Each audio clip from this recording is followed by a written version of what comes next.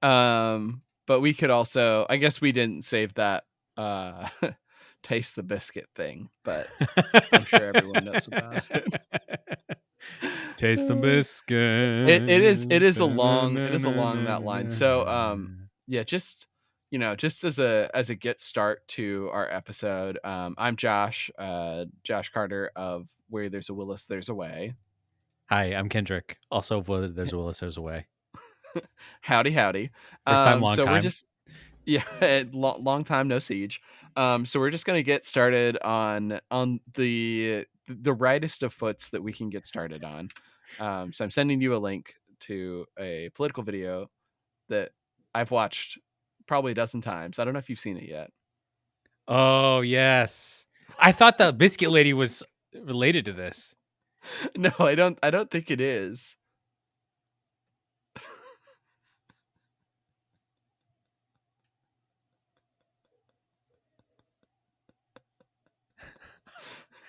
She rhymed Constitution with awesome. It's so good.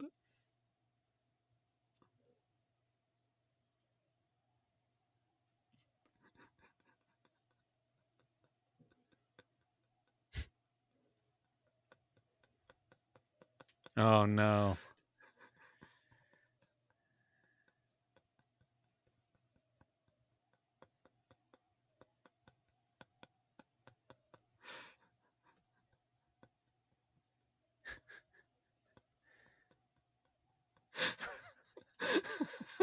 Oh, wow. The end. I love how. So, first of all, the video, we'll put a link in the show notes. The video is of a woman. I'm not even going to say her name. She doesn't need more advertising. She's running for office, some state office in some state. And it's very bad. But not only is it very bad, her listing off of things doesn't even make any sense. She's like, I don't want any government, but also I want to make sure there's plenty of police. And I'm like, what? And then it ends an episode where we. Oh, go ahead. And it ends with, also as a woman, I know what a woman is, and bye. It's like they're like, look, you have 58 seconds to get this whole song in, and she's like, all right, I got to get that one line. I have to rhyme Constitution with corruption in the weirdest way possible. Yeah.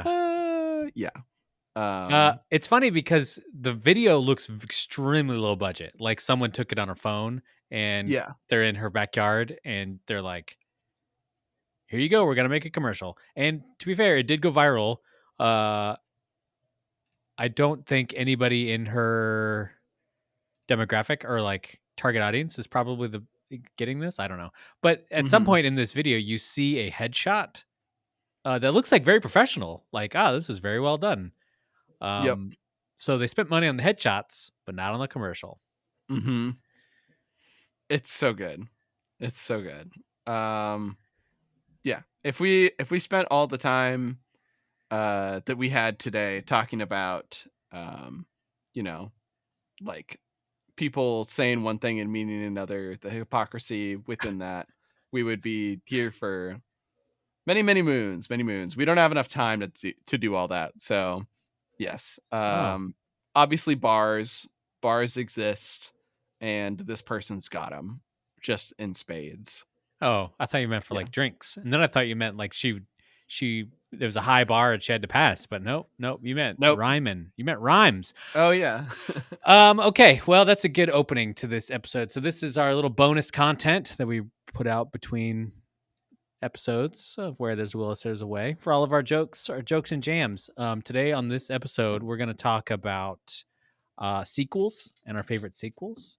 We're also going to talk about some of what we've been watching. And then we're going to wrap up with some Bruce Willis news that we have. So first of all, let's talk about sequels. So this topic came up because we just covered Whole 10 Yards, which was a sequel to Whole 9 Yards. And I think there's a difference in my mind, and I don't know what your thinking is. Sequel and an unplanned sequel or prequel. An example would be something like uh Lord of the Rings, right? When they made Lord of the Yeah. Rings and they released Fellowship of the Ring, they already had two towers like ready to Yeah. go. So that wasn't like oh, Fellowship of the Ring was a big success. Let's go out and do two towers. Oh, we got to come up with a story, as opposed to whole 10 yards. They came out and they were like, oh well, I guess we got to come up with a story now and go with it. So, um, curious, do you have any favorite sequels that you think, or prequels, of either of those categories that you want to mention?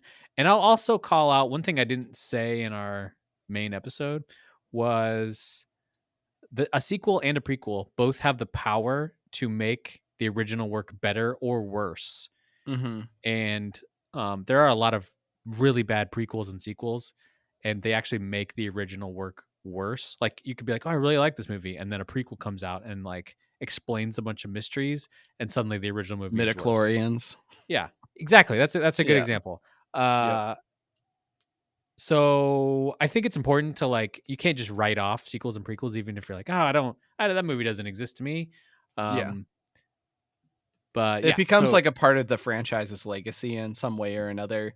Because even if you try to ignore the fact that the Matrix pre or sequels exist or whatever, they still do. But yeah, I think that there's plenty of examples of really good sequels and prequels, though. Um, so I'll just list out some of them that are in like my letterbox list, kind of up towards the top. I love Mad Max Fury Road, one of my 3 movies that I've rated 5 stars out of 5 stars on Letterboxd. Um, joining the likes of the first Alien and 2001: A Space Odyssey because I love sci-fi and those sorts of things. Um, that movie is kind of weird too because it's also like a reboot quill mhm. because it is still a sequel canonically, but it reboots some other stuff, like in particular the actor that plays Mad Max. So love Mad Max Fury Road. Um, I also think that many of the James Bond movies are pretty good, but that's also kind of a different can of worms. Same thing with some of the X-Men movies. I think that some of those are pretty good, Yeah, I but was going to ask you about that. So there are franchises mhm, where obviously when they make one, they're not necessarily thinking like, oh, we're going to make this. James Bond is a good example. When they made some James Bond movies, they're not like, all right, in 30 years, we're going to be making Casino Royale. So but it's also like a franchise based on a known work. So yeah, it's kind of strange and different there. And then also, especially with other modern franchises like Marvel movies, mhm, DC movies, other Star Trek, Star Wars, um, some of those stories aren't necessarily potentially planned out exactly, yeah, but they're based on like a a known known property. known property. So I'll call it one of mine, a prequel. I think Rogue One. So with the Mm, recent advent of the Andor TV show, I went back and rewatched Rogue One, mhm, and I like that movie. It's definitely flawed and got some problems, but I think that's an yeah, example of a movie that made uh, A New Hope better because mhm, you when there's like one line in that movie, right, where they're like talking about how they got the plans for the Death Star, and then mhm, the other thing in spoilers for Rogue One is the whole movie's about getting the plans for the Death Star and then also explaining why there was such an obvious flaw in the Death Star. yeah, And I think they did it in a way that makes sense and like seemed grounded and realistic and was like a fun movie to watch and explained away like a major flaw in why people were always like, why is the Death Star so stupidly easy yeah. to destroy? And that was definitely not when Lucas made Star Wars, he was not thinking, okay, someday we're going to make a movie called Rogue One that explains why they got these plans. And um, Yeah, yeah, no, so he yeah, wasn't at all. yeah. Yeah. Okay, you got another one? Yeah, I think that Empire Strikes Back is one that obviously has to be brought up. Some people call it one of the best sequels of all time. Um, I think it's amazing. It elevates a lot of the stuff from the first movie. I went back and forth on which one I like better, and I think I like Star Wars better. I go back and forth. It really depends on the day. I like the Mm. really focused nature of Star Wars. Empire Strikes Back has stuff that I really like in it, but the the focus shifting constantly between Luke and the rest of the gang. I kind of wish that they were all together for the movie, because I enjoy their chemistry and stuff like that. And Return of the Jedi is just doo doo in a lot of different ways, in my opinion. So I'll never forgive Um, it for splitting them up, but I do love Empire. I'm not a Star Warsologist, Hmm. Star Wars sage, but when they made Star Wars, was there a plan for Empire, or was that a happy coincidence where they were like, "Wow, with this movie did great. Let's try to come up with a sequel." It was let's try to come up with a sequel. Okay, so there Yeah. wasn't, as far as we know, there was no plan for a sequel when they released Star Wars. No, and I don't think that Lucas was, like, opposed to making more of them because he doesn't kill off Darth Vader, obviously, at the end of the first movie. Um, that was something that Yes, they yeah, they did later, that but was I don't think that that movie barely got released in the first place to where a lot of the cast and crew weren't even at the premiere because they were expecting it to go so poorly. yeah. So, Yeah, yeah. the Darth Vader's end in that movie with him like being the only survivor is my only Mhm. thought of like, oh, did they have a plan in place? Um, did he have like a full story he wanted to tell? Hoped he could tell. Um, Maybe, yeah. maybe. Okay. Do Um you have any more? Yeah, I think, Blade Runner 2049 should be mentioned. I don't like it as much as I like the first movie, I'm one of the weirdos, but I think it's a very, very good sequel for sure, and a great movie in its own right, and yeah, That's a good and call out. I like that. Aliens, I like that movie. Aliens. Yeah, yeah. Aliens is another example of a movie that was great and kind of stood by Alien. It was great, stood on its own, and then another Mhm, director was like, I'm gonna make a completely different feeling movie in the same story setting, yeah, and was like a great follow-up.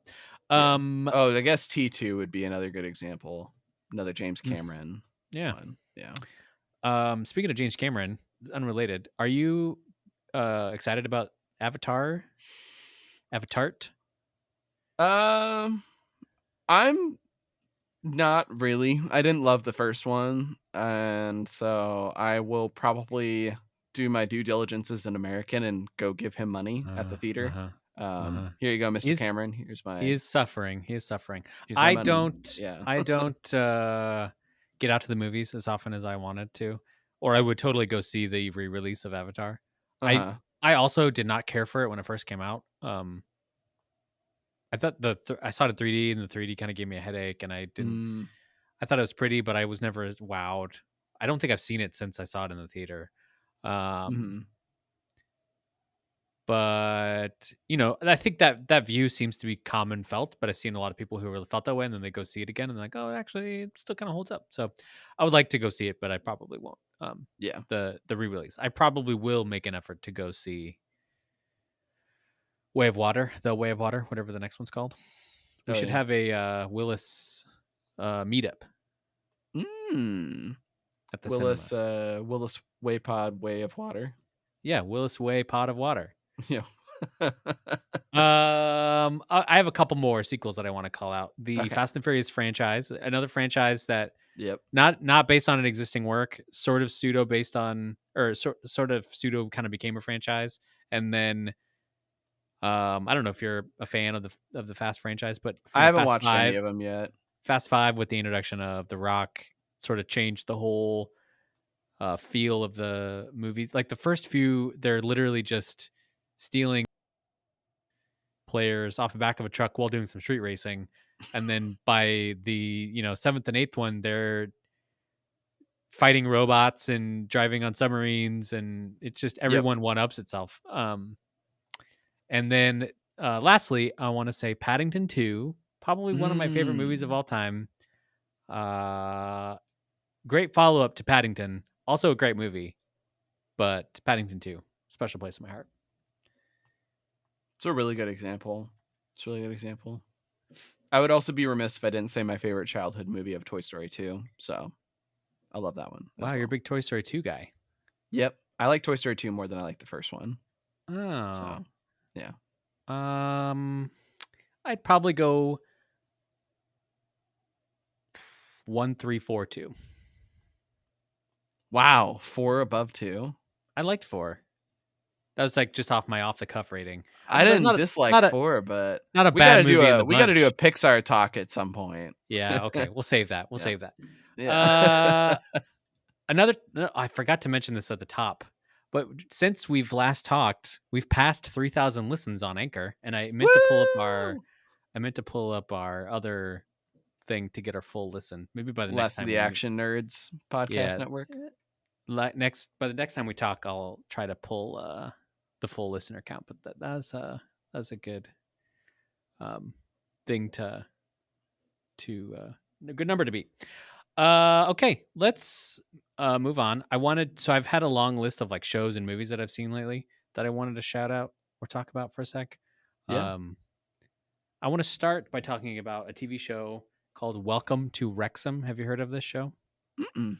So it's currently airing on FX on Hulu, and the premise is Ryan Reynolds and Rob McElhenney buy a Welsh football club, and I won't get into the full details. The show is if you're familiar with Ted Lasso, the show feels kind of like Ted Lasso but in real life. It's like a documentary.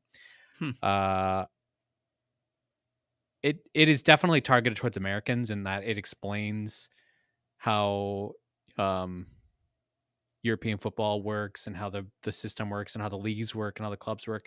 But essentially, they bought a very low tier club in a city called Wrexham, and uh, with the hope that they can like improve it and get it like moving up through the ranks and get into like some better leagues and stuff.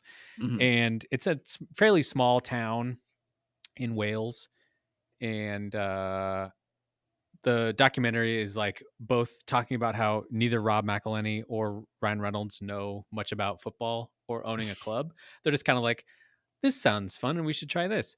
Um, and it's like heartfelt and really interesting, and talks a lot about the country of Wales and the city and the people there, and the culture around it. It's kind of like a mid-sized town that had like previous coal mining. Now coal mining's kind of moved out, so they don't have a big industry there anymore. And it's people who this is the second oldest football club in the world. Hmm. So it's like a very very old, early 1800s is when the club was founded. Um, and there's a lot of history with the club, and but it's also like I find both Ryan Reynolds and Rob McElhenney a little grating in their performances. Like I've never loved any of their movies or TV Mhm. shows, but their on-screen presence is very funny and they're like very charismatic, but also very honest. It's great. One of the reasons I bring it up is in the first episode, maybe the second. Uh, Ryan Reynolds and Rob McElhenney are meeting each other for the first time, which is funny because you think they would have met before buying a club, but they're just like, hi, I'm Rob and I'm Ryan. You want to buy a club together? Sure. So they go to LA to meet each other, and they go to some movie studio that happens to be the same movie studio Die Hard was filmed at. So you see Nakatomi Plaza, and then they show a bunch of clips of Die Hard, and like there's apparently a big Bruce Willis mural on the wall, and all the vent scenes they're talking about. And I was like, wow, this is a lot of Bruce Willis That's content funny. right at the beginning. Um, so yeah, that's Welcome to Wrexham. I find it very enjoyable. Um, you don't have to be a soccer football fan to enjoy it. I think it's funny. It's good to watch. That's a Okay, good recommendation and a good note for me because I'm not a big football fan. So yeah. I mean, it's definitely like I said, it definitely is for Americans because it definitely holds your hand a lot. Mhm. Um, but it's still super funny and super interesting, and the episodes are short. Nice. I'm like 2/3 of the way through it. I think the final episodes are airing next week. They air Yeah. like two or three a week. Um, okay, I'll try to blast through the rest of these pretty quickly. The Good Fight is another show that I think I've brought up a couple times. It is a show on Paramount Plus. So if you're subscribed for all that sweet Star Trek content, you should watch this show. It is loosely a sequel, another connection here, to Mm. the CBS show The Good Wife, which was on 5 or 6 seasons. Also a good show, but definitely more of like a standard legal procedural drama. Um, this is a spinoff of that, and is it is wild that, and every season I cannot believe the things they're doing. So the first season comes out right after Donald Trump is elected, and the whole premise is it's this woman who is a fairly like well-off Chicago Democrat who's like got pictures of her shaking Hillary Clinton's hand. Mhm. And she's like, oh, I expected Hillary to get elected president. And then she like wakes up day one and Donald Trump's president. And every episode they are every and it gets more and more weird as the show goes on. But they dive into outrageous things, but things that were actually happening. So like there's a whole bit about a um all these judges got nominated or put in place, federal judges, but they weren't really like great judges or even judges to begin with. So there's all these federal cases they have to try, and these people have like never been in a courtroom before, and the judges is like doing things that are just ridiculous, and you're like, oh yeah, this actually happened. Or dealing with uh fake fake uh Trump members of the family pretending to be Trump so they could like try to steal the P tape from people. Um, there's like whole plot lines around NSA spying on people.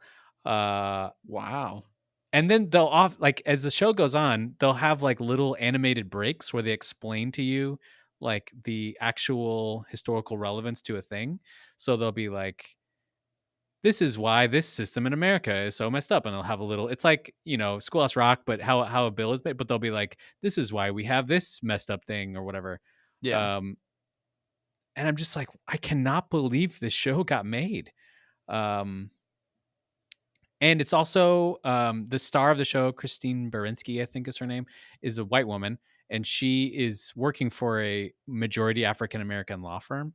Mhm. Um, and there's a lot of tension there around race, especially in Chicago, and Yeah. um, this, around like Black Lives Matter protests and stuff. And then I haven't gotten the final season is just now airing, but they did several things around COVID that were kind of interesting, and yeah, just a wild show that I continually am like, no one is talking about the show. It is the weirdest and wildest thing on the air. I don't know how anyone like agreed to put this on, but What's it on?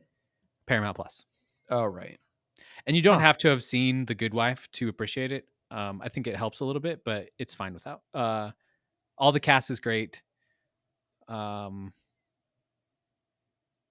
and it's like a little surreal watching now that we are in like after Trump's presidency, we're in the quiet period before another presidential election. Watching this show that's set during Trump's presidency, and you're like, oh yeah, the news constantly of like cringing every time something happened, and you're like, what's Mhm. gonna happen here? Um, yeah, it's great stuff. Great Yeah. stuff. Yeah. So that's The Good Fight on Paramount Plus. All right, moving forward, The Bear, another show on Hulu, came out this summer. Probably heard about it if you paid attention to popular TV Twitter at the time. It's about a restaurant in Chicago. Um, I'm on like a Chicago kick. Uh, I think the you brought this up one time. Oh, did I? No, I Yeah. don't. Yeah, 'cause, Uh, uh, Frank Grillo, no, what is that guy's name? John Bernenthal. He plays, like, a brother that oh passes yeah. away. Did I bring Um, this up? I'm pretty sure that you did. It was on my Yeah. list. It was on my list. I didn't take it off, so I apologize if I. It's a cooking thing. I'll just say what I remember Kendrick talking about this Okay, show. okay, I'll okay. be the one to pitch it. So it's not Frank Grillo, the John Bernthal. John Bernthal. Yeah, he plays a guy who runs a restaurant and then he dies, and then his brother has to go take over the restaurant, and it's a different type of restaurant than what he's used to running. And it's all the dynamics of how to run this restaurant and stuff like that, because he comes from a very high end restaurant, right? And he has to run like a Yes, corner and store, deli, whatever the fuck. yes. I mean, the major um like mental health and like Mm, how we treat family is like the mm. major through line of this show, and substance abuse and all that kind of stuff. um it's very high energy, so if you don't want to be stressed out while watching something, it's probably not for you. but I watched all 10 episodes or whatever like in a couple days. It was super compelling. Nice. Yeah, trigger warning for a lot of things: suicide, substance abuse, Mm-hmm. verbal abuse. Um, Thanks for reminding me that I already brought it up. Okay, almost done. If I can get my tab to change. The other thing I was going to mention was a animated show I just watched called Over the Garden Wall. Are you familiar with this? I've heard about it. I've heard tell about it. I don't know why I heard about it. It's an older show, 2014. Um, the cast is great. It's like I said, an animated show, but it has Elijah Wood, Melanie Linsky, Christopher Lloyd. Um, I could just go on. It's a Wow. really whimsical. Oh, John Cleese is in it. What? It's a really strange John animated show. Cleese, we can't do comedy anymore. Yeah, I John know. Cleese. Yeah, this is 2014, back before comedy was over. Josh. Oh, okay, okay. Um, Basically the premise is like two brothers are in the woods and they're lost and they're trying to find their way home. And every Mhm. episode, and then Melanie Linsky plays this like talking bird that helps them. And every episode, they like get into some weird uh shenanigans. Nice. Um, it's definitely like fall vibes. Like there's falling leaves, and it's set kind of around Halloween and People fall um, down in it. yeah, people autumn down. Oh, that doesn't work. Oh, fuck. I always get Uh, those two yeah, confused. yeah, they oughta fall down. Nope. Um, yeah. Oh, you get get autumn. Sorry, Josh, you disappeared there for a second. I think this is also on Hulu. It's just one season. It's like a mini series. I don't um it definitely is like a single story that sort of wraps up by the end. So it's great. Mhm. Just I think it's 10 episodes. Like the episodes are like 12 minutes or something. Yeah. So you could watch it on like a single sitting. That's Over the Garden Wall. All right. Nice. Well, thank you for those all those recommendations. I feel like if people had empty watch lists or watch laters, they are now full and brimming with content. That's what I'm here for. So, To talk about oh yeah, hell great yeah. things. Okay, so I am going to go ahead and recommend um books I've been reading lately and a show, but I will give massive a massive asterisk next to the show's recommendation. So I've been watching Amazon's The Rings of Power and have I think we might have talked about this previously, and you're waiting for it all to release, and then you're gonna subscribe at once and watch it all, right? Mm-hmm. Mm-hmm. Okay. Um, so I'm watching the Rings of Power. We can talk about Rings of Power stuff later. Um, my main problem with it is that in a world where we aren't really losing any media and everyone's making things, it's kind of like you have so many different choices that you're making and what type of media to consume. Because Kendrick gave all these recommendations, and I will, even though I'm interested in all of those, I don't know if I'm gonna be able to watch all of them because we're just constantly inundated with choices that we have to make, and then you're reaching back for like the comfort shows or the comfort movies and stuff like that. Like I watched through DS9 again, Star Trek DS9, and I'd already seen that show before, and it's still a comforting show and it's still fun and topical at times and stuff like that. Um, this show doesn't feel like it may be a show that I will revisit in the grand scheme of all of television and movies and everything like that. I've watched the Hobbit movies. I watched the first one maybe a couple of times, and then the other ones I've watched once, and I might watch a re-edit of them, but I don't know that I'm going to pick them up again. But I've seen the Lord of the Rings movies many times, and I love the world and everything.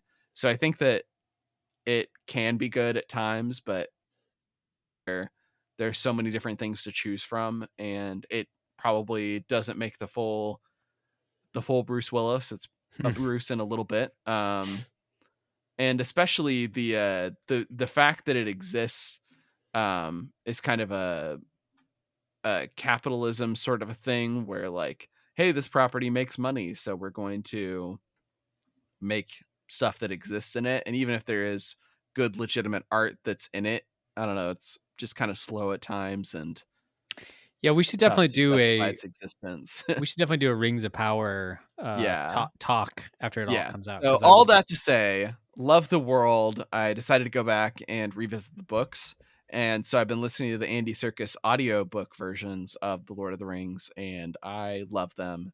Um, Several things have been just kind of touching me in my soul in different ways, shapes, and forms. The A lot of the Rivendell stuff, I kind of was bored by when I was a kid because I haven't read the books since I was a kid. And I'm just picking out different things that make me fall in love with Tolkien's writing even more and more. Um, the the old Bilbo stuff where he's still kind of talking about the ring and kind of whimsically looking back on his time with it and kind of being like, well, I could just go take it. Bilbo's got everyone into this mess and Bilbo will get everyone out of it.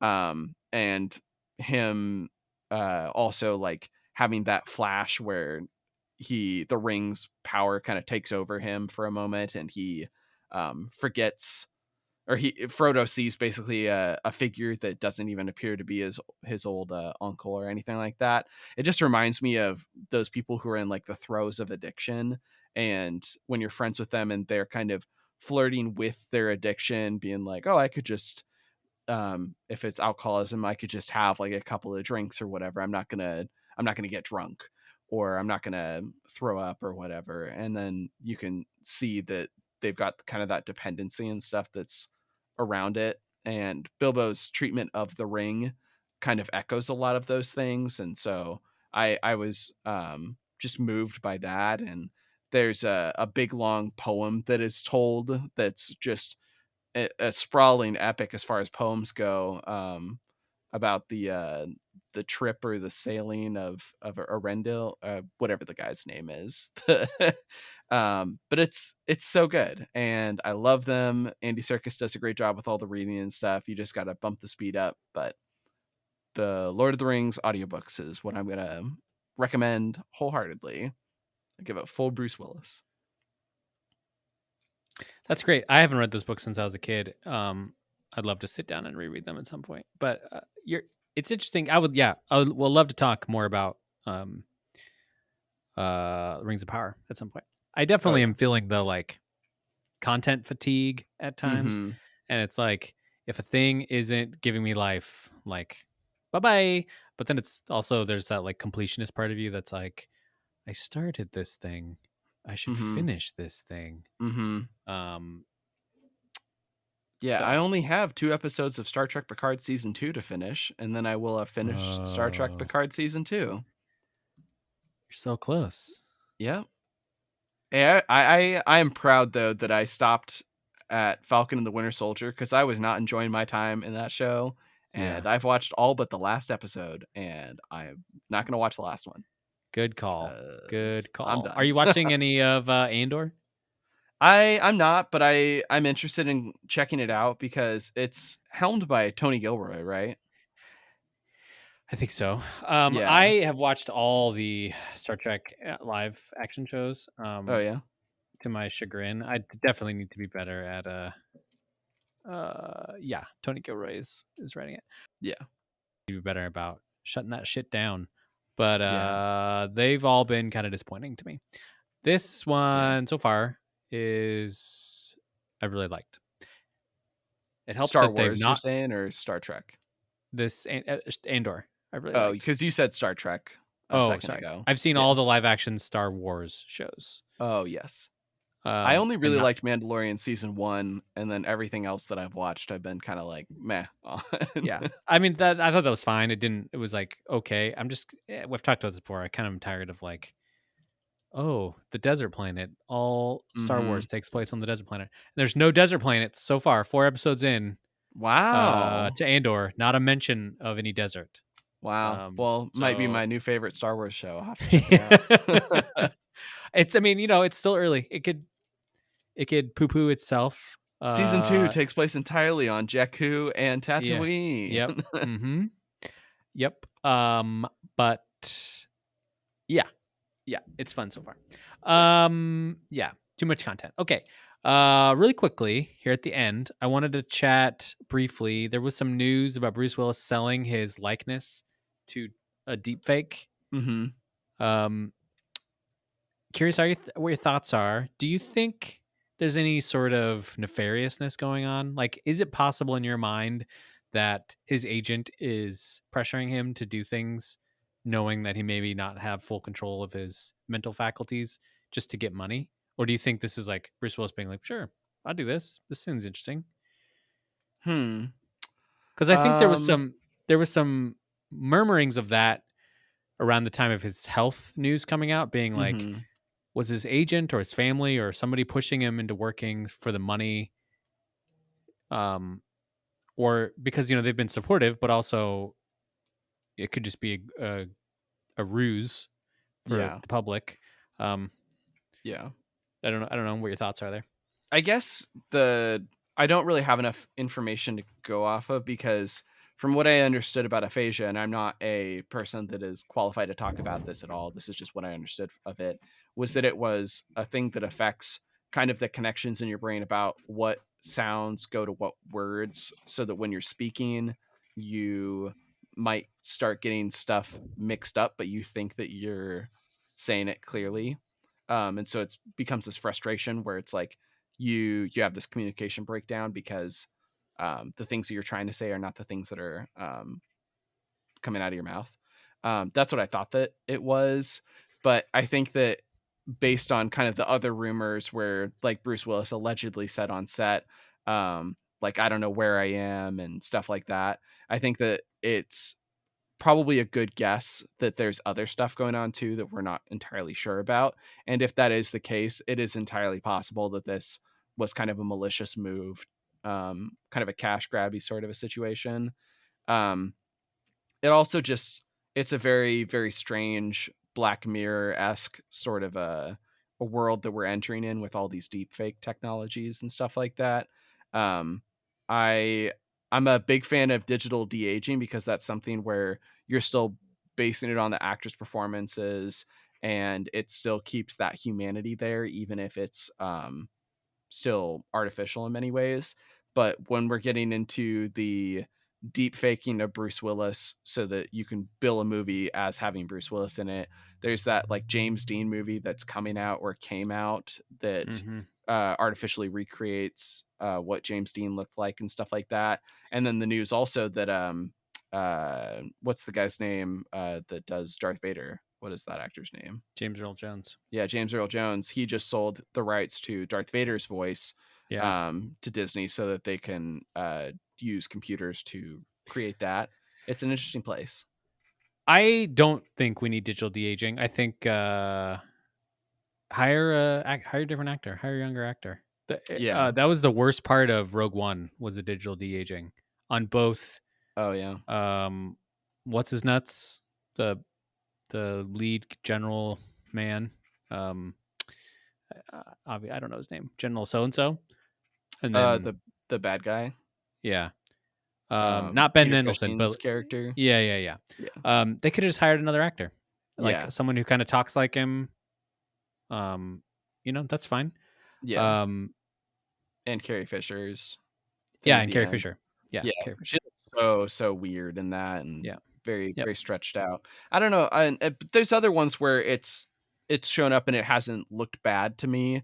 Like, I think, a good example of that would be, um, the Captain Marvel movie with a younger Nick Fury. Oh yeah. Like, I think that Samuel L. Jackson still Except for looks great whenever in. he ran as a young man, you could tell Yeah, it was an or old whenever man he, running. like, leans, it looks like Yeah, he's yeah, butter scraped yeah, over too much bread. yeah. So, Oh, you have been yeah, reading The Lord of the Rings. I have Um, been. the classic example is The Irishman, that Yeah. almost 4 hour movie from a couple years ago, where you have like Al Pacino and Robert De Niro. And Mhm. I think that's okay, I guess. That's probably the only type of digitally de-aging I'd be okay with, is where in the same movie they're playing old and young versions of themselves. Yeah. Yeah, yeah. So I guess that's a good counterpoint is that or a good clarifying point is that I do support it when the actor is playing both within the same movie and the them being younger is used for like a story reason mostly, rather than a Yeah. yeah. Like if the movie like Boyhood or whatever was made and they just digitally de-age Oh Ben man. Platt through the different eons, that would just be terrible. So Wow. Or what if they digitally aged him? yeah. I want to see some of that where Yeah. you get a child actor playing adults. Like Yeah. you get the worst Mhm. of both worlds. Yeah. Show that to me. That sounds fun. Oh man. Yeah. Okay. Yeah. Well, we'll be talking about this topic as it comes up more. I'm sure that like the news just broke a couple days ago as we're recording this. So Yeah. Are you we might gonna be have here. to fucking watch these movies as well? My Like favorite tweet or whatever on this was they can finally with a resemblance. well, you had a good bit too where you're like, maybe we can finally get a Hudson Hawk 2 out of this Oh whole yeah. thing. Yeah, right. Oh Man. man. Yeah. Yeah. I mean, I would also be fine with the Hudson Hawk reboot because it's got good ideas. You Yeah, don't need right. Bruce Willis to do Hire it. a different actor to play young Bruce Willis. Joseph Gordon-Levitt could Yep. be that's a call forward to our Looper episode, which we'll Hey. someday get to. Okay. Well, do you have anything else you want to share here before we wrap this up? No, I think that's it. Thank you as always to everyone for listening, and thanks to Kendrick for co-hosting with me. Yeah, you bet. Thanks to our listeners. If there's anything you want us to talk about in our little chit chatty bonus show episode, you can get a hold of us at WillisWayPod on Twitter or WillisWayPod@gmail.com. Bye. Goodbye.